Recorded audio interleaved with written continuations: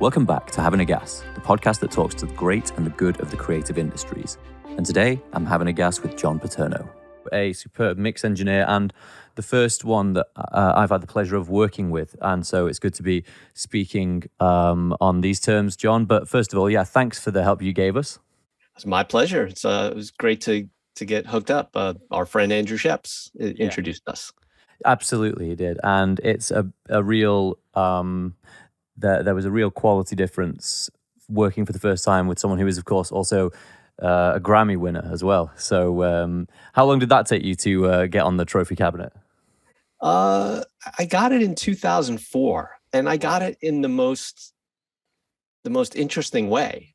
I worked with this great Latin artist named Soraya. Some friends of mine had recommended me for the gig. And so I flew to Miami. We cut the whole record in 3 days, and then we mixed it in LA.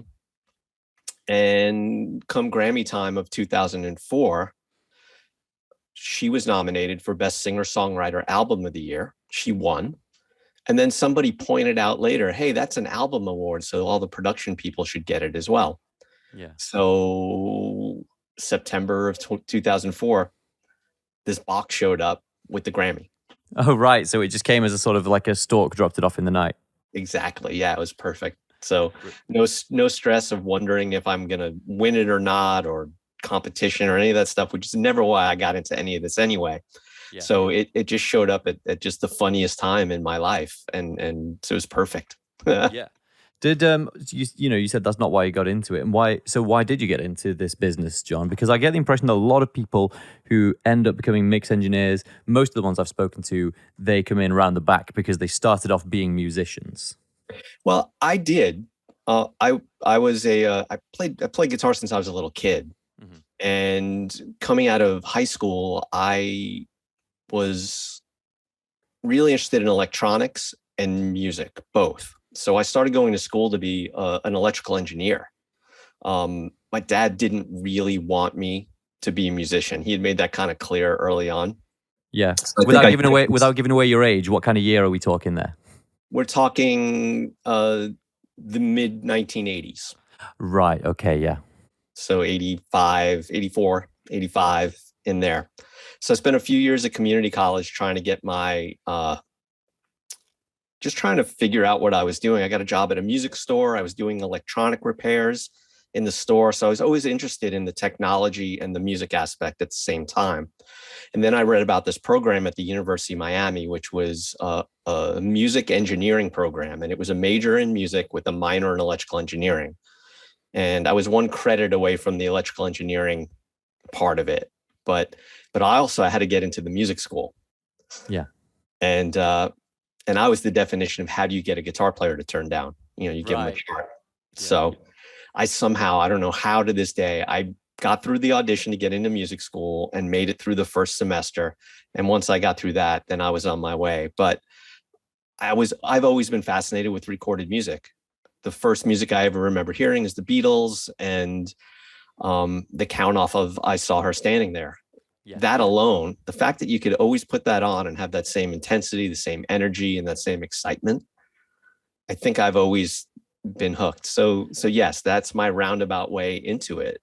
And of course, it's always the same affable northern trying voice going 1, 2, 3, 4. Exactly. How cool is that? Yeah, always. And to this day for me, and as we've already determined, I've been on this planet a little bit. So yeah, it's really something. We were listening to the Beatles driving back from a family function the other day, me and my brother and one of his friends. We're saying, isn't it amazing how you can just put any of it on and instantly you feel happier? Like life is better. 100%. Yeah, we talked a lot about this with Elliot Shiner. He was saying that there was I don't know what you think about this, a distinction with music of the 1960s with music of now. It could be a bit of a cynical assessment of saying that there was something going on then, 60s, 70s, when the great rock and roll, the great pop music of the century was being made. There was something very sincere about the music, about, I'm trying to get a feeling across. And maybe this is, this is me putting my spin on it, that now you don't get that sense from pop music as much as, the desire for kind of sheen and perfection and, sounding like a star. Does that make sense? Well, it's a different time. It's a different medium, and it's as much visual based now as it is audio based. Yeah. So there's that. There is something about the tradition of songwriters and songwriting, and that was a time when people played the Beatles, for example. They earned their chops playing in Hamburg, 8 hours a night for weeks at a time. Yeah. People don't do that anymore. There's not an avenue for people to do that anymore as a group, and to play it in front of people and to try things out. It's like comedians, what comedians go through now. Comedians can't go to a club and work up new material anymore because someone's always got a phone. They're always recording them. They have to be on right then and there. So the whole process is so different. It's hard to compare, but was it a golden age? I would say yeah. And how much of that music is still part of our collective consciousness? So listen, there's this group, Seals and Croft. They had a song called Summer Breeze that was a huge hit for them. And that's one of those other songs. It's another one of those songs that when it comes on, and granted, maybe it's a generational thing, but there's this life, there's this energy, there's this way the song is put together. For me, the way I look at it is I always feel like those records or my favorite records are the ones that invite you in, who are trying to tell you something and tell you a story, but not trying to scream to get your attention. Yeah. And I think a lot of pop music has gone into the screaming to get your attention area. But some of it isn't. I mean, I listened to Kendrick Lamar's Damn and completely sucked in. I mean, it's a great record on every level. Yeah, and we're all excited for the new one coming out next month. Yeah, I know. It's going to be great, right? Yeah. Hopefully, but but there's this thread of engagement that I think has happened all the time. Like, I really like Ed Sheeran, that Divided record, I think it is, that had like a bunch of really huge songs on it. Yeah. Engaging, endearing, something people can relate to. I think that stuff will always find its way through. It's the stuff that's trying too hard. So that's the stuff that makes it a little bit harder to kind of see as a long-term, part of the culture.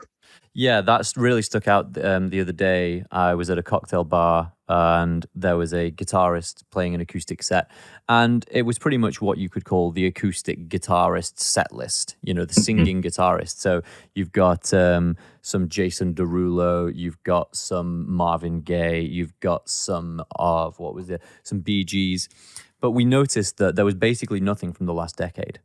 And we noticed, you've got this standard song, like the Great American Songbook from the 20th century. You've got this set of songs that is actually now aging, and I'm not saying it's declining, but for the same reason that now Great American Songbook stuff, Sinatra, Martin, Davis Jr., sounds right only in a certain setting, say on soundtracks or at Christmas. I wonder if that's going to happen to the great pop music that we enjoyed from the 60s to about 2010. I mean, everything does have its time.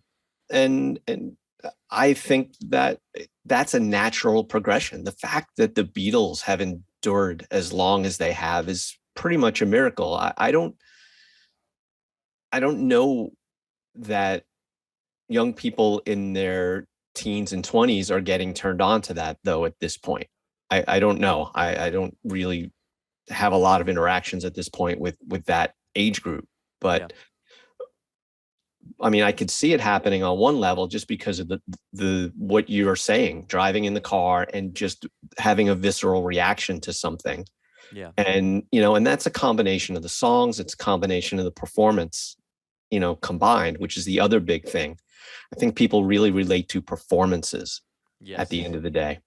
Yeah, and that is something that's different at the moment, I think, which is, and this is where I want to really get into your professional day-to-day experience, because I suspect that at one point, and for the first half, let's say the first half of your career, not making a finite limit for it or anything, but presumably you got into studios so late 80s, early 90s. Yeah, 90. I moved to LA in May of 1990. Yeah. Wow. So it's around Nirvana time, sort of, Nevermind. That Yeah, a little bit before that. Yep. Okay. And I'm guessing that for, let's say, that decade, the majority of what you were mixing, correct me if I'm wrong, were live sessions, live performances, live drummers, live guitarists, or something like that. Would you say that's fair? Yeah. Mm-hmm. And I feel like now there's a preponderance of, sample-based kind of collage-made records. So there is a different way of making things, and you can hear when you're listening to the songs themselves that what you're getting is and it's not a criticism, but you've got a 4-bar loop, and you have to make different sections over this loop. So how do you think that's affected the actual composition of the music? I think it draws from a different headspace. A lot of times this is somebody working on their own, and there's good aspects to that and there's bad. I mean, there's a guy called Square Pusher who did these incredible, intricate records like on his own. And then there's people who can barely play, who cobble something together and are able to make a career having it, in a music library somehow. Yeah. And you hear it on TV and it's awful, but it's, it's a wide breadth of things. But so to answer your question, it's a complicated question because it's just a different way of making records. And but if the inspiration is there has to be some type of performance aspect, at least to me, because otherwise it's just mechanical. Like that has to be a performance destination. You're going to play it live. At least you want to do that. Yeah, or it has to have some type of point of view. And this is the other thing. I find that a lot of records that I get to mix that are like that, and even actually modern records that get passed around, because that's a big thing now. The drummer's in one place, and even, COVID just exacerbated the whole thing. But okay, the keyboard player wrote the song, so the keyboard player does their thing, sends it off to the drummer does their thing, and then the bass player is in such and such a place, and the record gets passed around, but there's no real point of view because everybody's got their sound, their setup, and they're not interacting at the same time. And if everybody was together, something very different would happen. Yeah, because they're interacting. So my job as a mixer has become a lot of the time to make sure that it has a point of view, even though it didn't when it showed up. So getting back to your premise, I think that the most successful of any of these productions have a point of view in mind as they're going on. So yeah, it's a 4-bar loop, but what are you doing to that loop? Or are you programming it from start, or are you just grabbing some loop off GarageBand, nailing a compressor on it and going, oh, that sounds messed up, and okay, that's perfect? Or are you really getting into it and figuring out where the hits are? Are you really getting into it and adjusting the decay of the compressor so that it feels like it's moving in time with the music? And all of these things that actually differentiate record making versus whatever you want to call what this is, cut and pasting. Yeah. And I mean, it sounds a little derogatory, but there is a difference, I think, between the people who are really paying attention to all the details. And this comes with time, this comes with record making experience, and sometimes it just comes with listening to a lot of music and studying a lot of music. That's one thing I noticed. So I want to get back onto this because I like your idea of conceptualizing it as a point of view. And, we were talking about maybe it's a 4-bar loop. Maybe it's only a 2-bar loop, like a...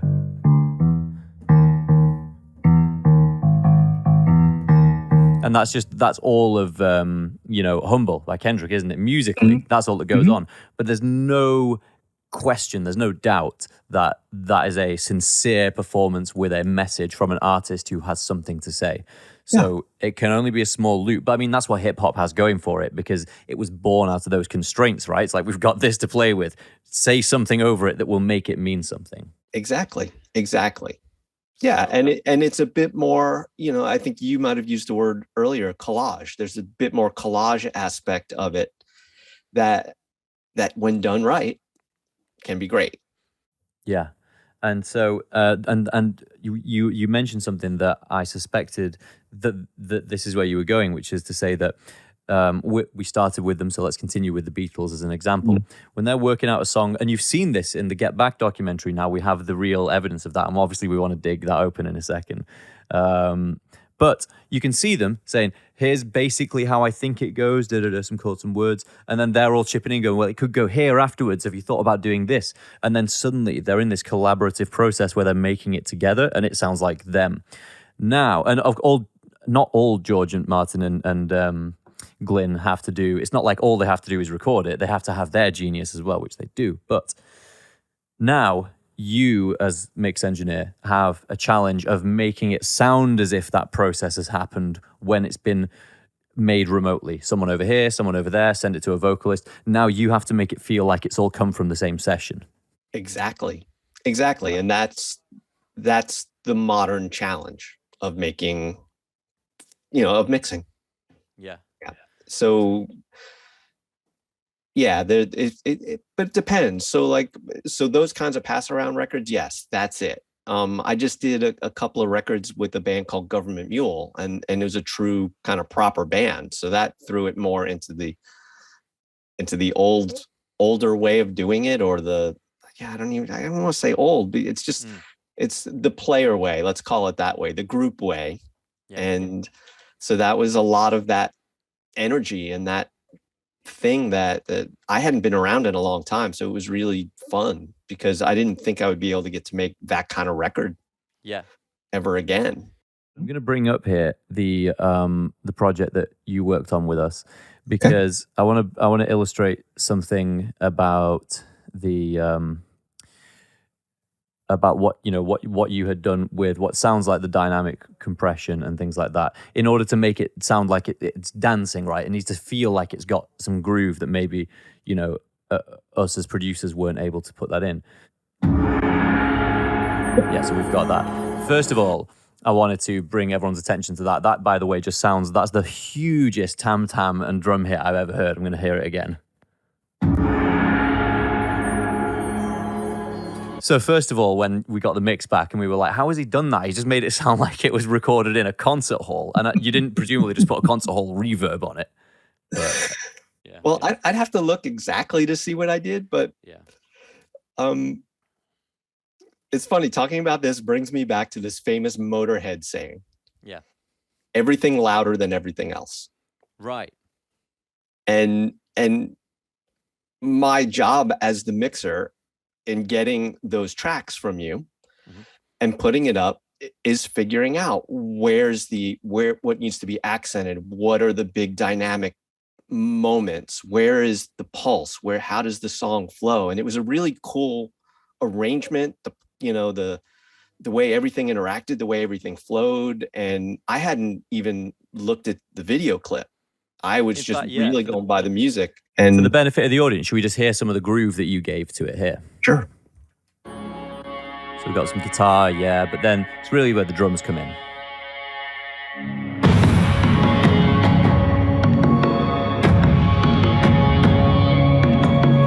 Now, what's interesting there is we got I forget the technical names of the instruments, I got them somewhere, but you really brought out this, and I was like, I hadn't even noticed that rhythm was there, but now it's dancing, now it's got a groove. And so you have to work that in with compression and with other techniques, right?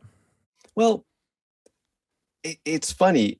You would think, compressor is the thing that gets it there, but most of the time, and it seems counterintuitive, you have to really pick your moments for the compression aspect. If you don't, everything gets flat. Right. And I'd have to look at the session and see exactly what I did. I'm sorry, I didn't think we would talk about this. Otherwise, I would have opened it up. No, neither did I. but your project is a great example of all of these elements are there, and me doing my job is finding these exact things, these interactions. I find a lot with most people making records nowadays too. never pull down the faders and start over. And I ran into this years ago, and I swore I would never do it again. I was working on a record with somebody in Pro Tools, and we did the basic tracks, and then we just overdubbed and overdubbed and overdubbed and kept overdubbing. And it's one of the few records I never completely finished. It's probably the only, there's probably two, I think, that I never, one of them I never got asked back to. And I found out later that it wasn't the artist, it was the producer who didn't want me to come back. But then I got a call from Robbie Williams, A&R guy, and ended up with a couple of years worth of work out of that. So that was fine. Brilliant. And this other record, it never dawned on me to find the record again. Yeah. So, you do this basic track and then you're doing an overdub. Oh, it needs this. Oh, it needs that. And you just keep adding layer upon layer, and you kind of forget where you started. You forget about where the important elements are of the groove and of the melody. And so I ran into that with this artist, and then we just really went off the rails. And so she was unhappy, and I was kind of over dealing with running around in circles. And when I look back on it, I wish I would have pulled down the faders, because had I done that, I would have found the record again. Yeah. So, if you're on a time crunch, if you're writing for a client, or if even you're working on a song and you're spacing it out over a couple of months, and that's a lot of time to second guess yourself, to add things, to kind of overdo things without constantly reevaluating where you are in the process. So I think part of what happened with my mix was I just found some stuff that you forgot about. Yeah. And that's really what happens a lot of the time. Or I hear something and it might be happening in the similar frequency range as a bunch of other things. And then, okay, well, how do I get this to stand out? And I don't know if I did this for sure on your mix, but sometimes I'll put, Sound Toys has this plugin called Crystallizer. It's it's one of those crystal delay kind of, it's one of those really dicey, kind of bright, kind of choppy sounding delays. Yeah.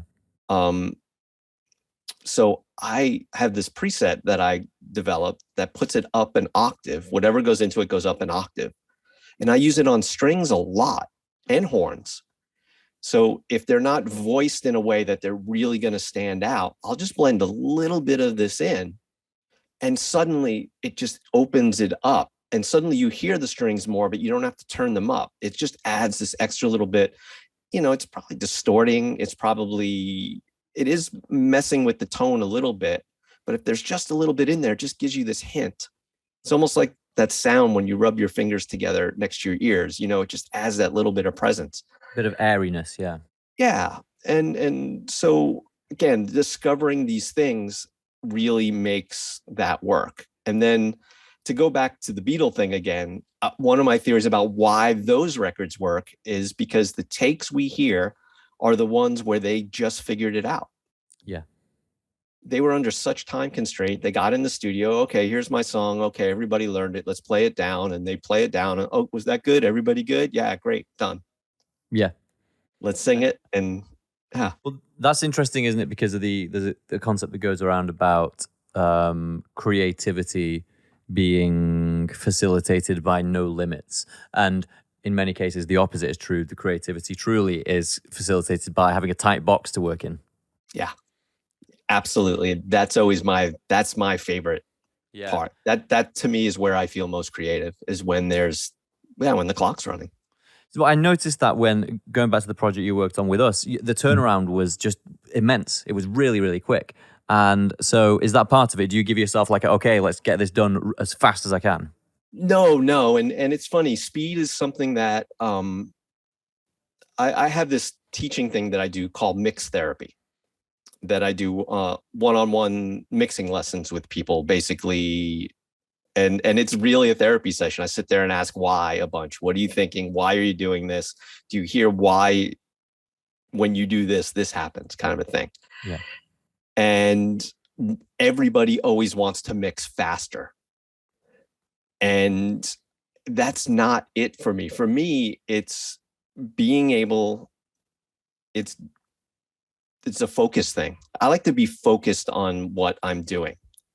And if I work on something for an hour or two and then I don't go back to it for, if I go away for like 2 hours and then come back, it takes me a long time to get my head back into that space. So what happens with me is when I start working on something, it's like I'm a little kid. It's like I'm a little kid and I have a toy and all I want to do is play with the toy. So the speed is a byproduct of me just literally having fun and just my experience and knowing my tools. Yeah. And it's just like, I put up sounds like, the tam tam, right? Is that what it was called? Yeah. The tam tam was the big gong at the start. Yeah. So like, you hear a sound like that and you're like, oh, I can do this and I can do this. And, so right away, now I'm off to the races. So my whole turnaround time is literally because I'm having fun and I'm in the headspace of this piece of music. So the faster we go back and forth, the less time it takes me to kind of figure out to get back into it again. Right. Yeah. So, like I'm mixing a song, I mixed 16 songs for this Government Mule band. And so by the time I got through to the 16th song, they're referring back to the first couple of songs that I had done. And, it's Pro Tools. So we're going round robin. Nothing's ever just, okay, we're done. We're moving on to the next song. It's like, okay, this one's close enough. Let's move on to the next one. So they're referring back to the first or second song I did. And man, I have no recollection of how I got there. Right. Only because my head is so in it and it's just a reaction. It's a performance at the end of the day for me mixing. Mm-hmm. And time goes out the window. It's like you're lost. It's like it is a creative endeavor. And I'm sure you feel that way as a writer. You get these ideas and then the one thing leads to another. And then before you know it, it's been like 4 hours and you've evolved, you've turned this thing into something really cool. Yeah. And so yeah, that's where my kind of speed comes in. And it's just born of experience too. I did a lot of, there was a TV show in the late 90s, early 2000s called Ally McBeal. Mm-hmm. And there's a lot of music in that. And I recorded a lot of it. So it was a core band, this woman named Vonda Shepard, who was the main singer. We would record 3 or 4 songs in a session. So we track the band, we do overdubs, we do 3 vocals, we comp the vocals, and I would mix all the songs all in one day. Wow. And, and I'd create stems for the dub stage, which we'll talk about that word in a little bit too. So that was the kind of pressure that your skill was born under. It's like, you got to get all this done in a day. Yeah. And high quality and make sure that stuff was done right. Cause you didn't want to kick back because there's a lot of money involved and, there was pressure, but I thrive on that. I love that kind of stuff. Love it. I recorded a record at a club in LA called the Baked Potato with this guitar player named Michael Landau. And I literally didn't hear a note I recorded for the 2 nights because I sat in the club with my laptop right next to a subwoofer and the band was literally 5 feet in front of me. Yeah. But I know my tools and I know how to record. And I checked it after the first night in headphones to make sure nothing was blatantly distorted, but all the sounds I got were just with mic pre's. There's no EQ, there's no compression on things, and it came out really, really good. Yeah. But it takes a little bit of daring to just do that. But that again, like it comes of experience. So that's something that is probably useful for the younger engineers in our audience who are learning and who are aspiring to maybe a life in this realm, is that you've mentioned twice now knowing when not to do things, at least twice. You've said it's not all done with compression. You have to know when to use it, otherwise everything comes flat. And also then you described an experience where the tone that came out of the recording input was just perfect. No need to mess with it. And I feel like I know the way that I learned, and I'm guessing a lot of people learn this way, which is, let's face it, when you're 19, you get a cracked copy of Logic, and then you've got all these plugins, and it's just a box of toys, and you've got no music to mix with it. So you end up trying to put everything on everything, and you put 10 plugins on every channel. And so I guess the question is something like, do you think that is going to slow down people's learning, this overabundance of tools to mess with? Oh, yeah. Yeah. I really believe, because this happens to me too, I get overwhelmed with the amount of choices. Yeah. Like, so overwhelmed that when I'm not working, it's not always fun to sit down and just play with something, because sometimes there's so many choices, and then you don't necessarily see the end result right away. And you go, okay, it's like, where do I start? And that can be daunting. What's great about getting tracks from people to work on, it's like you see where to start, and you kind of see where everything goes. And people are different. Some people can sit around for hours and sit around and just play with the tools. Me, I would much rather sit around and spend that time listening to music. Yeah. Because I'm learning more from arrangements and performances and ideas of how things are put together. That's just where my headspace is, as opposed to sitting down and learning what everything does in Logic or Pro Tools. Yeah. But you have to start somewhere. And the other thing that happens with people is they start watching a lot of YouTube videos. And of course, everybody's an expert, but there's no context. Yes. And this is where you have to dip the kick drum to get it to sound right. This is where the vocal sound is this. And people buy into this. I love my friends who have templates out there, but those are their templates. And they're their templates for a reason, because it's how their brain works. Yeah, it's what they've learned over the years. And it's there to help them play. That's the whole point. And so it's great that they share them. And when you get to a certain point, yeah, you can glean some ideas off of them for sure. Oh, yeah, look, he's thinking of it that way. Oh, how cool. Maybe I can apply that to my thing. But what a lot of people are doing is they're just kind of, oh, well, I'm using that sound. That's what they used. So of course it's going to work on my vocal. Yeah. But they recorded their vocal with a real Telefunken 251 through a Neve or an API preamp, through an LA3A, and, in a good sounding room with a singer who can sing. And, so of course they're going to do like a half a dB at 2K to bring the vocal forward, or, a little bit of 16K, of course. But if you're singing on a cheap mic in a terrible room and with a really cheap mic pre, yeah, that's like clipping and distorting. Yeah. But I want to add one other thing. That said, all of that said, if there's a great performance on the other end of that microphone, nothing else matters. Yeah, that's what we're all aiming for. Yeah. And so that's the thing to always keep in mind, is that it's the music we're trying to make, not the sound. And you said this to us when we were corresponding on the project. You said it's not just dropping tracks into lanes, because there's all the other things that turn it into a piece of music from merely being a piece of audio. Yeah. And there's a little dichotomy I wanted to get your take on there, because you were just in that area, which is I feel like the good mix engineers, the experienced ones, the people like you and like Sheps, you know how you want something to sound. And I feel like the amateurs, from the world that I'm from, you just know how you want it not to sound. So what I mean is, you go, oh, that vocal has too much 500. Pull that out. And you're like, well, what's behind that frequency range? Oh, there's nothing. Now there's a hole in the mix. And I feel like the excitement that you were speaking of is because you've got this, it's like, I know what this is going to sound like, and I just need to do this and push that down there and get this out the way. Yeah.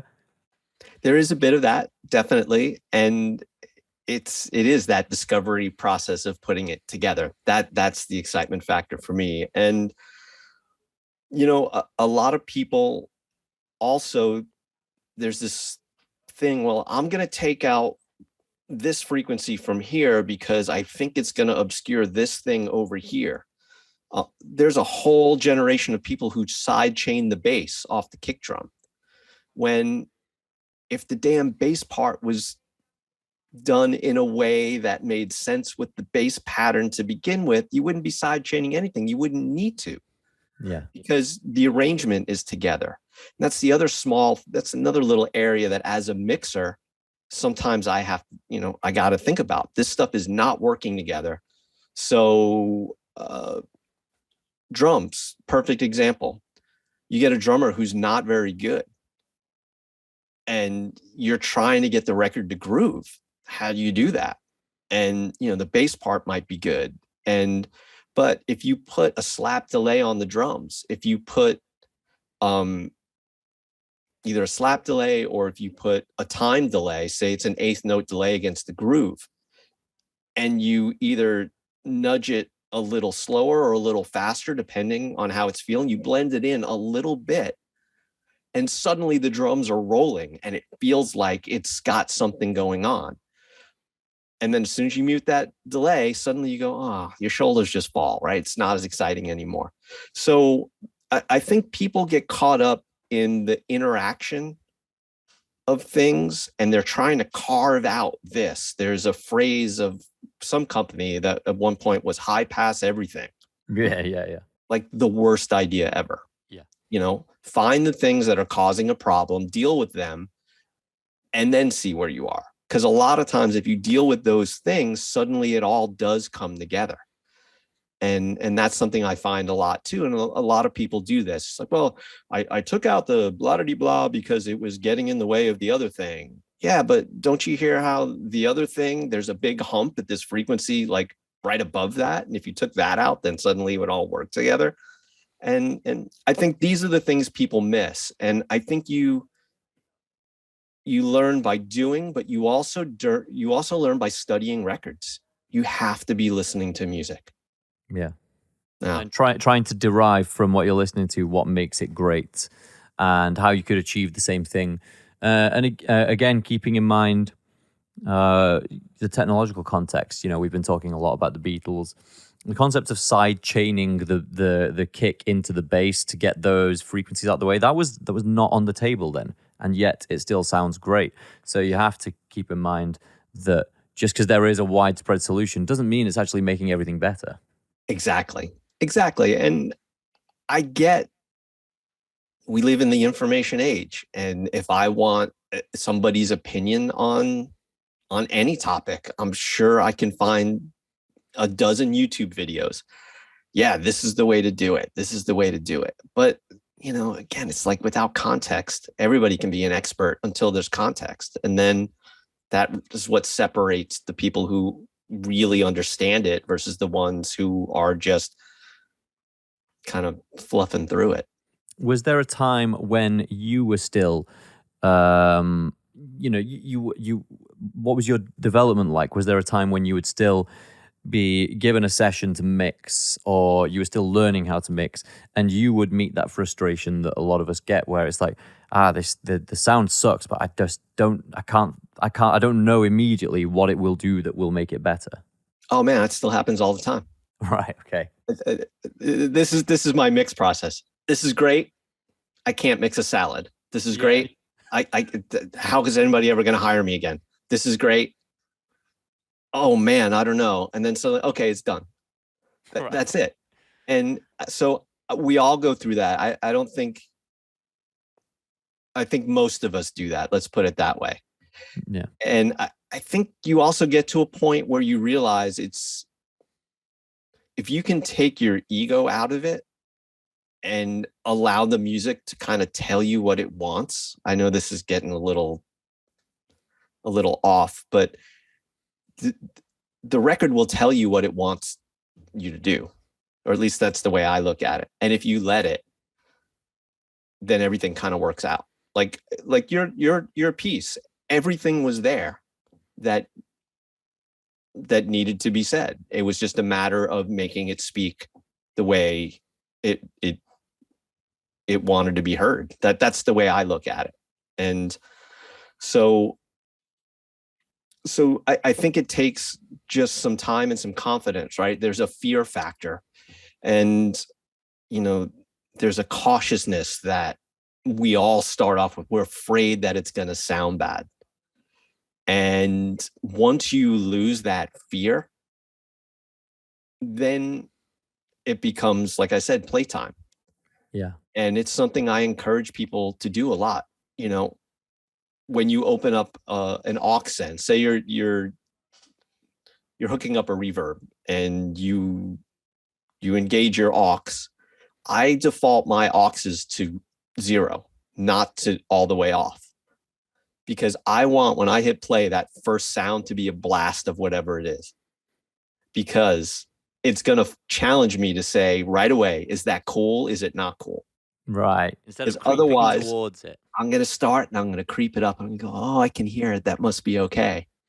As opposed to like, there it is. Oh, and not 9 times out of 10, but a good percentage of the time, you'll end up leaving more of that effect than you would otherwise. And if you're of a conservative nature, it's a great way to get out of that, because records are bold. The Beatles records are bold. Most of our favorite records are bold. Spike Stent's mixes are bold. What's that Harry Styles tune, Adore You? It's a great mix. It's really cool. And it's got depth, it's got width, it's got all of these things that make mixes, at least to me, exciting. And it's not overblown. It doesn't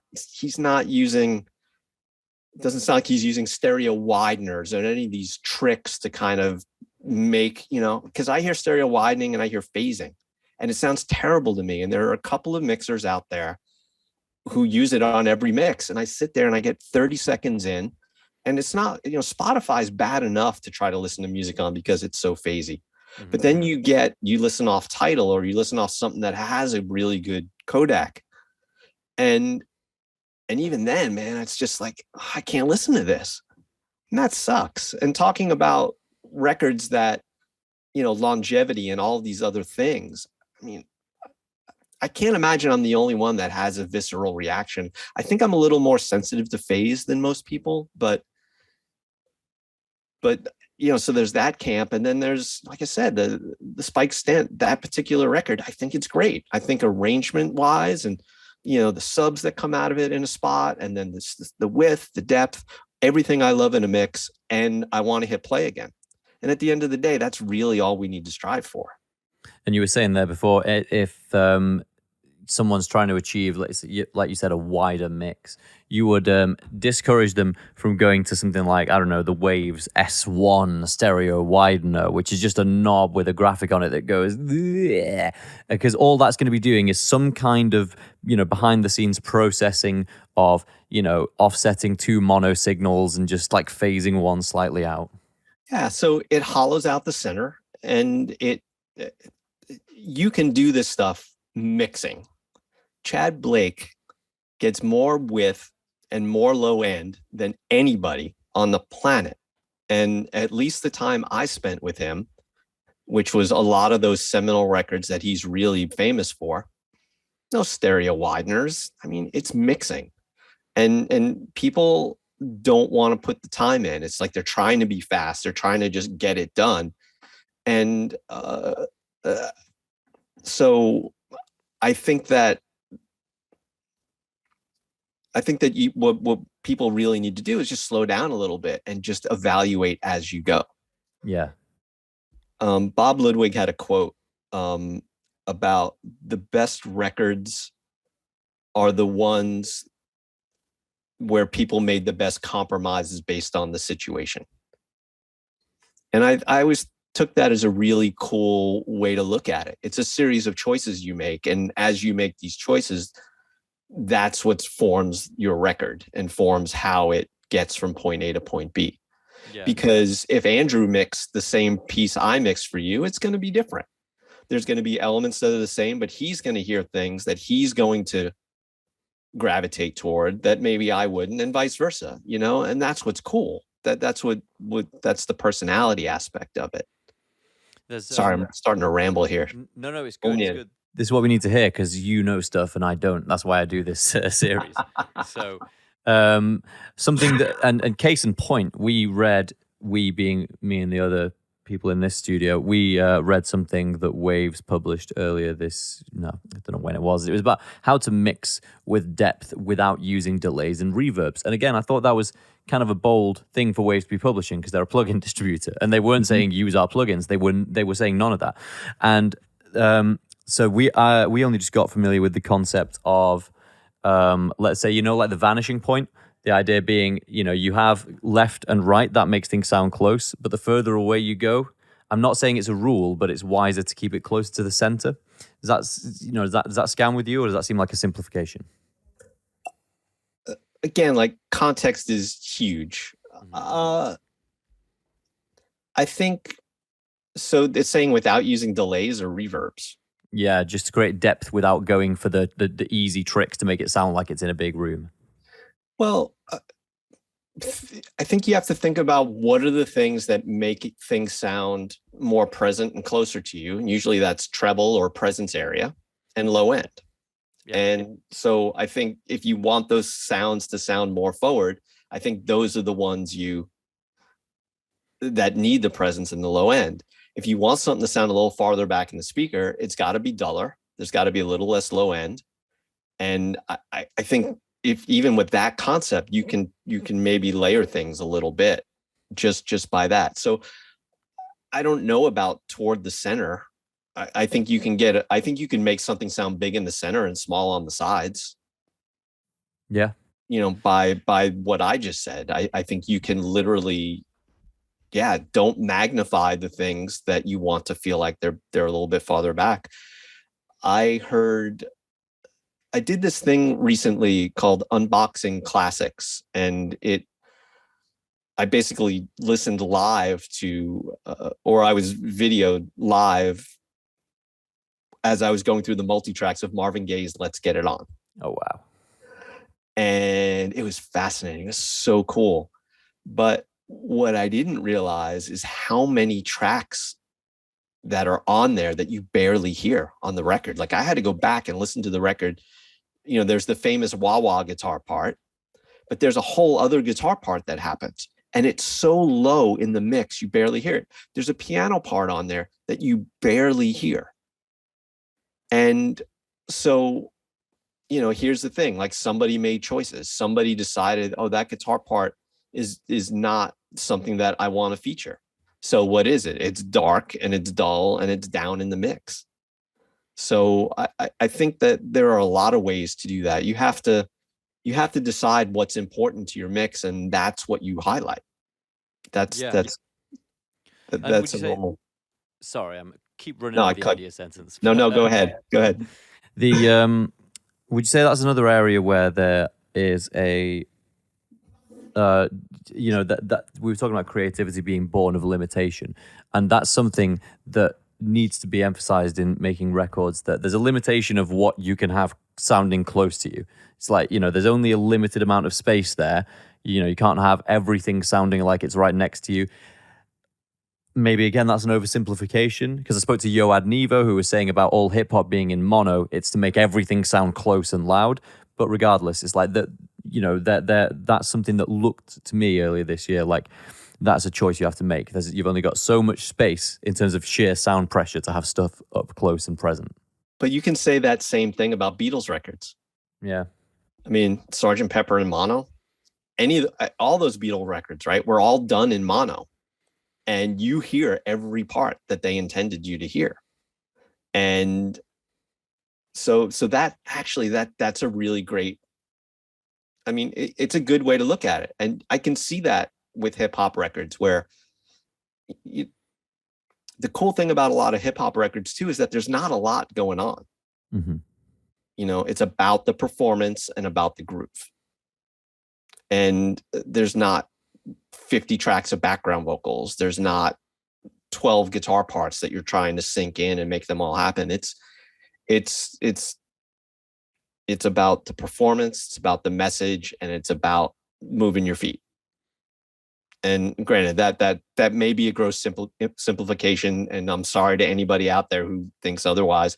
But you could say the same thing about the Beatles records. I mean, you could say the same thing about any great record, right? It's about a performance, and it's about moving your feet, and about a groove. For especially, we're talking pop records, right? Yeah. And so if you think about the Beatle records, I mean, what's great is they were eventually issued in stereo, or they did stereo mixes and mono mixes. But you can hear how drastic the EQ is on a lot of those elements. And you would never do that on your own. But they did it because they had to get the stuff to speak in mono. And that's a really good lesson as well. And something that I do occasionally is I'll mix for an hour or two in mono. I'll get my pans where I think they should be, and then I'll put it in mono, and I'll just push it to make sure I hear everything. Yeah. And this is the other thing about modern mixing. We are so attached to what we're seeing on the screen. Oh, I added 3 dB there. Oh, no. Oh, man. No. Oh, I raised that vocal a half a dB. Oh, yeah, I heard that.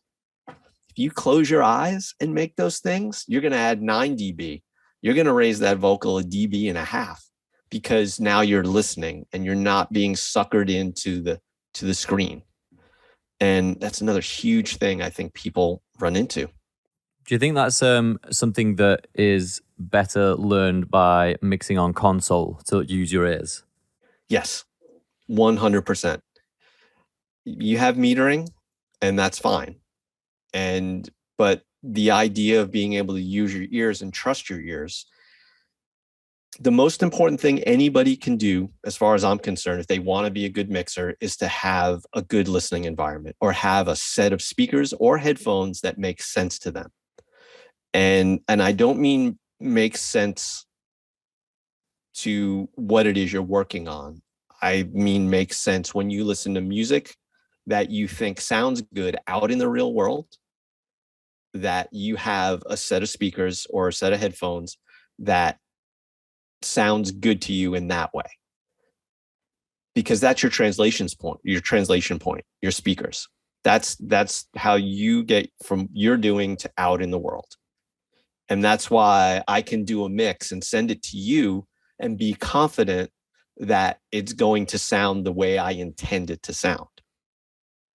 And I think if people spent some time figuring that out for themselves, instead of buying summing mixers and instead of doing all this other stuff, I think they'll make better records faster. Just get the listening environment right first. Yeah, I think that's super important. But then the question is, well, how do you do that? And it's tricky. It really is. It's because most people now don't have the means to build a real room and to do it properly. And I mean, when I say properly, is proper treatment. I mean, the room I'm in now, I mean, it's not perfect, but I have plenty of acoustic treatment around, and I don't mix loud either. I mix because you get to that point where you turn up the speakers, suddenly the room does get involved. It's the physics of it. Yeah. And once that room does get involved, you have to ask, is it helping or hurting my cause? Yeah, because sometimes we do this thing where it's like, yeah, we turn it up and it sounds great, but that's because loud sounds great. You can't really hear it. Yeah, and if you're trying to make critical decisions and your room has a hump or a ringing at 300 hertz, you're suddenly gonna, if you're listening loud enough, the room's gonna fool you into thinking that you're adding too much 300 hertz to your mix. The same way, if your room is too dead, you're thinking you're adding too much reverb when maybe you're adding enough reverb. So there are all these things that you got to figure out. And again, that comes from listening. For me, it comes from listening to other music. The other thing that's really difficult about modern music is because it's so loud and it's so compressed, and the mastering process distorts, literally and figuratively, what you've done. So finding material that is an accurate representation of what's going to happen is also tricky as well. Does that make sense? Yeah, absolutely. Because like I asked Andrew this the first time I spoke to him, that if people are listening to reference tracks, reference mixes, and then trying to mix against them, well, they're listening to masters. And so you don't get to listen to people's pre-mastered mixes. So that contributes to the, long discussed loudness war. It's like, well, I'm trying to mix to make it sound like a master. And then you'll give it to a mastering engineer. And some of them aren't so wise to go, oh, this doesn't need anything. It's fine. They'll be like, well, I still need to do my bits. I'm going to squash that even more. And MS it again, like, oh, it needs to be wider. So yeah. And we run into that whole thing. Yeah. Do you have like mastering engineers that you like to go to because they'll do it right? I ended up mastering a lot of my own projects. I do a lot of indie records. I do a lot of things that are not major label budgets. Yeah. And so I ran into this situation where I would work really hard on this mix because I believe in the artist, and they're going to get their friend to master it for $50 a track. And it's just like, no, we're not letting that happen. So I started doing my own mastering, and it started about 10 or 15 years ago. So I've been doing it a while at this point. But there are people who I love, like Bob Ludwig, to me is the best engineer ever. Engineer, period, not even just mastering. Right. That guy can take things and just make it sound like music in a way that nobody can. And is that like, that's unique to the individual? Some people just get it. Yeah, I think so. I think so. There's a guy that I'd love to use named Joe Laporta, who did he did David Bowie's Black Star record. Yeah. And the vinyl version of that record sounds amazing. There are other people I've used in the past that I really like. There are definitely some people, but it's budget as well. And so if I can't afford to go to one of these people who I think are really going to bring something to the record, then I end up doing it myself. Yeah, it's also in terms of great engineers. I think I'm right about this. I think it's Al Schmidt's birthday, and that's one that everyone always refers to as a shining star. Oh, completely. I mean, he was incredible to watch because he's like Yoda. It's like doesn't really look like he's doing anything. But he's so experienced that he just hits play and then, wow, there it is. Record done. Yeah. And the great engineers I've been around have been like that. I mean, Chad Blake, Kevin Killen, Joe Chiccarelli. There've been a lot of people I had learned from. And that was one of those things. It's just like they knew how to get it there. And sometimes it seemed really effortless. Yeah, when people make it look easy, that's the frustrating thing, because it makes you think, I can do this. And you jump in and it's just not as easy as they made it look. Well, yeah. The first time I tried to be Chad Blake, the first time I tried to get the Chad Blake sound, I failed miserably. Yeah. And at that point, I'm like, yeah, that's it. That's Chad. I'm not going to do that. Do you know Sean Everett? I know who he is. I've not met him personally, though. Yeah. Okay. I only asked it in case you could give us a primer. I'm talking to him in a few weeks, but yeah, because I'm also doing research on the fly here. I'd love to talk to Chad Blake now. He's had a few mentions here. Yeah, he's something special for sure. And I got to assist him for 4 or 5 years. I think I was his assistant. That was your apprenticeship. Yeah, basically. Yeah, at a studio called Sunset Sound and Sound Factory. And he and Mitchell Froom, the producer, worked at Sound Factory a lot. And I ended up on a bunch of those records. Wow. But getting back to your thing about references, that's always a slippery slope when you're trying to mix and then have the song that you're referencing in your session and you switch back and forth to it. That's something I really don't see the point. Because there's so many confounding variables that make this record what it is, and you don't have most of them. Yours is your record. Yeah, yeah. So if you're trying to capture the spirit of it, then you're not going to, getting that vocal sound is not going to make it sound like that record. There are so many other things that make a difference, and people hear things in such different ways. It's like, when I get asked to do the Led Zeppelin low end, I always laugh because I'm like, do you mean roomy or do you mean no low end? Is that the thing, Led Zeppelin, there's just not much low end in it? Well, there's not. And especially later on, as their records got longer, low end ate up vinyl. That's what eats up the depth and the width of a groove. So those records, to get the amount of music they got on a side of a record, yeah, they had to roll off the low end. So wow. It's interesting. I think. But that's the thing, that there's so much illusion involved in the craft of music, because, as you said, I'm there. I was even trying to kind of fact check it on the spot. I was like, but I'm listening to When the Levee Breaks in my head, and I'm sure that has a huge kick drum, but that's the illusion, isn't it? It's like, it sounds huge. Yeah, because it's roomy. Yeah, it doesn't sound like big bassy 60 hertz, like none of that. No. And Bonham never wanted the mics close to the kit, apparently. So the mics are away. So you're immediately, so we're talking about depth, right? So this is a nice segue back into that waves thing, right? Mm-hmm. Those drums are always going to sound like they're back in the speakers by virtue of how they're recorded. The mic's over here, yeah. Because the mics are back, it's roomy, there's not a lot of presence. I mean, there's a crack. I mean, granted, it's Bonham's, right? So you can imagine how much better it would have been standing in front of him versus the recording, although the recordings are super cool. Yeah.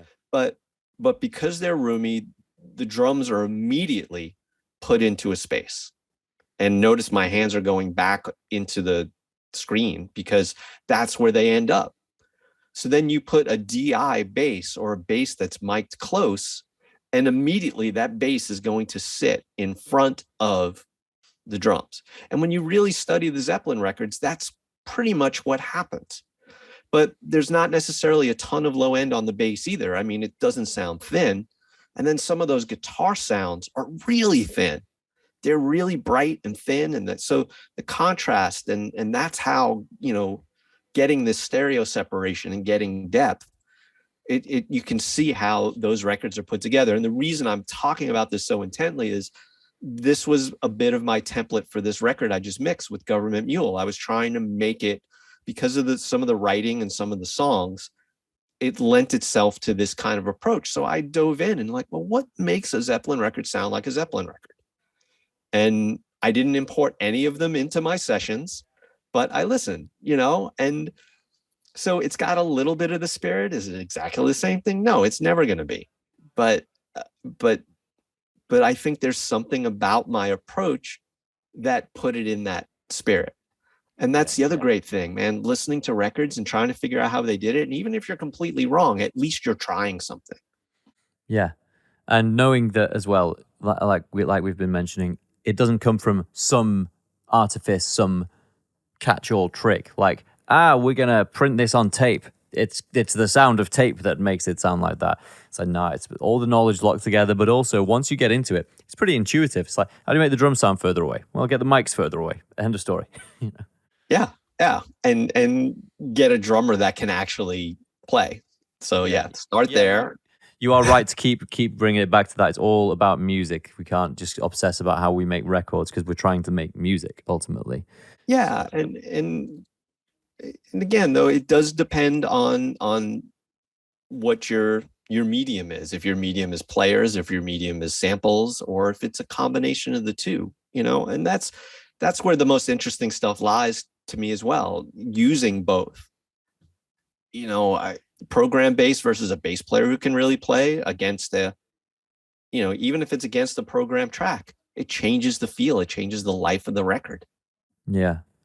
And so there's one final thing we're going to cover, but to bounce off that, it's something that Andrew said a few weeks back when I spoke to him. He's saying, because I was for years obsessing over, let's say that's kick drum sound. I want to make that kick drum sound, or I want to make, it's not about the individual elements. It's about how they all go together. It's about, they complementing each other as if they're in a dish, No one's going to buy a record for the kick drum sound. Yep. Yeah. No. And not to say it's not important, not to say thinking about it and the way it interacts with everything else is important, but you think about all your favorite records. The first thing you're thinking about is the melody and the vocal performance. Yeah. Well, And like, to give the Beatles their final mention of the day, it's that, like the start of Get Back, it's the fact that even though it's not that dynamically, like, it's not a huge dynamic range, it sounds like it just creeps in, the yeah. So it's all that magic. yeah. Yeah. And that So- drum pattern. And and Ringo on a yeah. And after watching Get Back, by the way, I won't have anyone say that Ringo's not a good drummer, because that guy was a pro. He was ridiculous. Yeah. He still is. He can still do his thing, apparently. Where did this myth come from that he wasn't any good? I don't know. But hopefully we've squashed that permanently. Yeah. Yeah. So bouncing off the magic, and we're going to close off on a very technical point, which is that you wanted to mention the distinction between tracks and stems, because it's poorly understood. Let's have it. Oh, man. Well, I get this a lot from people. The word stems has become synonymous with multi-tracks, and it's just not the case. A stem is a type of track and the whole word came about because of using music for other purposes, like using it on a film. So the proper use of it, the proper terminology is you would make stems, you would make submixes with instruments grouped by type, complete with effects, and you would send those to the dub stage so that the dub stage can have control over elements of the mix if they need to, basically to get it out of the way of the vocal. So you would send, like for Ally McBeal, I would send drums and or just the whole rhythm section. So drums, bass, guitar, keys with effects, and then the lead vocal, a stereo pair with effects. The background vocals, a stereo pair with effects. If there's a sax solo, if there's horns, a stereo pair with effects. And then this way on the dub stage, they've got a scene going on in a club and they want to loop the music and there's dialogue going on. You don't want a singer going on, or you don't want the sax solo or the horns blasting away. So it's control. So that's what a stem is. So, but what's happened is people are calling multi-tracks individual tracks. They're calling them stems. And then the funniest one to me is send me the dry stems. It's just, it's such, it doesn't make any sense to people who use that word the way it was intended to be used. So yeah, it's a little soapbox of mine because terminology is important. And as much as this whole thing of music and music making has become a looser kind of experience, your entry level, what you need to really know about sound and recording and terminology and any of this stuff, the bar is so low now, anybody can do it. Anybody can get a copy of Logic and start making music, which is great. But on the other hand, for people probably like myself who've been doing this and who come up from a different path, the language matters because those terms have specific meanings. So yeah, I'm a stickler for that word, because if someone's going to send me stems, and that was my question, because you guys were going to send me stems, and I just got clarified right off the bat. Do you mean, are you sending me submix groups or are you sending me multi-tracks? And so yeah, and so it doesn't mean to be quite the soapbox, but so what do you feel about this? This is actually, let me throw the question back to you. Do you think it's not a big deal, or do you think that it matters to a certain degree? I think it's a useful distinction that made more flexible our interactions with, within the industry, with people like you and with our clients, because it really, we were not, this business was not built on the shoulders of giants. Like, we were all doing it from scratch all the way from day one. Most businesses like ours that operate specifically within our industry, which is advertising, mostly are started by people who grew up in another company and then stepped out and made their own, borrowed some clients. we weren't like that. We were completely new. And so when people first said to us, it's like, great, thanks for doing all this stuff for this commercial. Now send us the stems. We were like, why do they want all the stems? What are they going to do with the snare drum? And so, yeah, firstly, it helped for that reason. And then secondly, we were working with a great team at a place over here in London. We're not in London, but in the UK, called Grand Central Recording Studio. There's a great engineer there called Munzi. And, we had not yet gotten the music over the line with the client, and he was saying, don't worry about making it perfect, just send me the stems and I'll do a rough mix out of that. And then that was magic to hear that come alive. It's like, just takes drums, just takes a bass group, and then everything else, and just with that a good engineer can make something work. So yeah. It's been useful. Good. No, I'm glad, because a couple of times I'm like, man, I'm hammering these people and I shouldn't, and I don't know them. They don't know me, and here I am like lecturing them. But thank you for taking it in the spirit it was given. Well, it's because I'm quite didactic as well at heart. So I think language is important. I think it matters, and we're so bad at communicating to begin with. We might as well make sure we have a couple of terms that we all agree upon. So yeah, I actually agree with the broader point there. Yeah, choice of words is really essential, and you can watch people getting tied in knots by their own frustration at not being able to get something across. And so articulation is vital. John Paterno is presumably available for work. Do you want to give a little bit of a plug for mix therapy, because I'm interested in this concept? Yeah, mix-therapy.com is the website, and it is literally, it was born out of a discussion with a friend of mine who lives in Ohio, who wanted help mixing. And so we got into it, and it's developed, and it's literally me trying to get people to listen, trying to pay attention to what they're doing in the moment, and understanding their tools, how to use them, and how to get better use out of them. And it's not DAW specific. It's not genre specific. Usually I start people with one of my multi-tracks just because I know what they sound like. And it's amazing how everybody interprets these things differently. Yeah. And that part of it's really fascinating. But I've had some people who've been very happy. And one guy in particular who's had just, man, his turnaround, it's, and I'm not saying it's an overnight thing. You have to practice, you have to do the work. And this one guy in particular, he is really, you can just see the progression. It makes me really happy, and he's happy doing it. And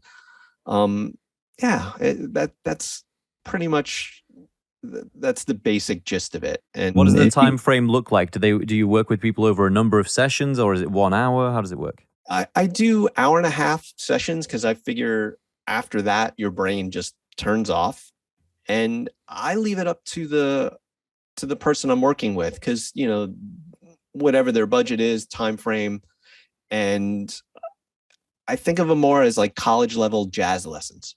So where are you?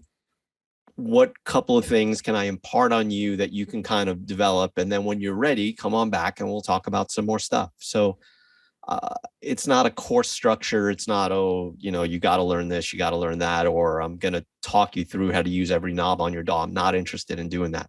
I'm interested in getting people to listen and understand the consequences of their decisions. So, and then my regular website is johnpaternomusic.com, and that's got the discography and other contact stuff. Thanks for taking the time to talk. Thanks for working with us. We're looking forward to the next time we can do it with you. I had a blast doing it, and I really love what you do. So yeah, it was super fun, and I'm really glad I was able to do this. Thank you so much for having me. I always appreciate getting to do these things and talking with cool people. So thank you. No problem, John. I'll hit you up if I come over to Jacksonville, Florida.